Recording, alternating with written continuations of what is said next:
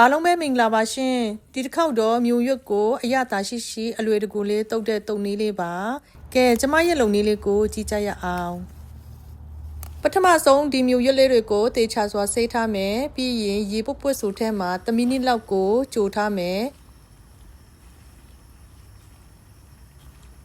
ပြီးရင်ဒီလိုမျိုးခတ်စိမ့်စိမ့်လေးဖြစ်တဲ့အချိန်မှာပဲပြန်ပြီးတော့ဆယ်ထုတ်မယ်ပြီးတဲ့ခါကျတော့ဒီစလုံးထဲမှာထည့်ထားမယ်အေးခံထားပါမယ်မြို့ရွက်လေးတွေအေးနေပြီဆိုတော့ဒီထဲမှာကြက်သွန်နီပါပါလေးကိုထည့်ထားမယ်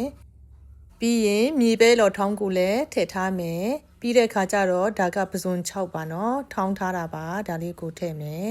ပြီးရင်ကြက်သွန်ဖြူအမုန်းကိုနည်းနည်းထည့်မယ်ပြီးတဲ့ခါကျတော့ပဲမုံအကျက်ပါနော်ဒါလေးကိုလည်းထည့်ထားမယ်ပြီးရင်စီကျက်လေးကိုလောင်းထည့်မယ်ဒါကတော့ငရုတ်စီချက်လေးပါနော်ဒါလေးကိုထည့်မယ်ပြီးတဲ့ခါကျတော့စားအနှဲငယ်ကိုလည်းထည့်ထားမယ်ဒါလေးကတော့တံဖျာပါနော်ညစ်ပြီးတော့ထည့်ထားမယ်အားလုံးထည့်ပြီးသွားပြီဆိုတော့ကျွန်မစပြီးတော့နေထားပါမယ်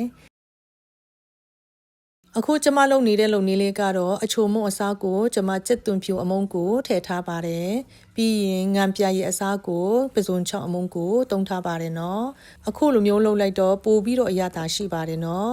အချိုမုံနဲ့ငံပြရည်ကိုအတုံးမပြုတ်ချင်တဲ့လူအတွက်လည်းပို့ပြီးတော့အဆင်ပြေပါတယ်တစ်ခေါက်လောက်စမ်းကြည့်စေချင်ပါတယ်ကဲကြည့်ပါဦးတကယ်ကိုအရသာရှိတဲ့နီလန်းလေးပါနော်အခုလိုမျိုးကျမရဲ့ဗီဒီယိုလေးကိုကြည့်ပေးကြလို့ကျေးဇူးတင်ပါတယ်အားရှိသွားအောင်လဲ like share subscribe လေးတွေနဲ့လည်းအားပေးကြပါအောင်ရှင်ကျေးဇူးများကြီးတင်ပါတယ်